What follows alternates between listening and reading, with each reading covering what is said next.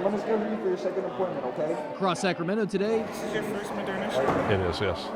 people like David Simpson Any way to get a copy of that? are getting the COVID-19 vaccine. You know, wanted to get it a long time ago, but finally got it done, so that's good.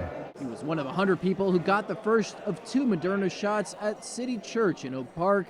That's one of 3 pop-up clinics in Sacramento's most vulnerable zip codes. We have to make sure these vaccine sites are in communities that have the need.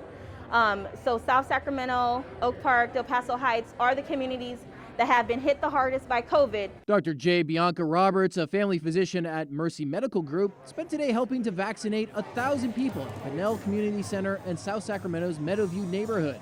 She says health and community leaders have been working hard to reach vaccine-hesitant groups. The patients were recruited from community-based organizations, so they're really trusted partners who shared information about the vaccine and got folks registered. And often, she says, the biggest challenge is disinformation. In my own community, there's obviously a history of medical distrust. A lot of folks know about like the Tuskegee experiment, so they're pretty hesitant about coming in and being vaccinated. It's kind of complicated for anyone, and you can imagine if you have a language barrier or don't have access to all the digital devices, how do you sign up? Rachel Rios is the executive director of La Familia Counseling Center, another group that's working with Sacramento communities to help get more vulnerable people vaccinated. We know that there are some religious concerns on some of the vaccines, and so we're trying to address that, working with our religious leaders to have them also communicate with community members. Specifically, Dr. Roberts says many are questioning the ingredients of the Johnson & Johnson vaccine. Yes, they should consult with their religious leaders,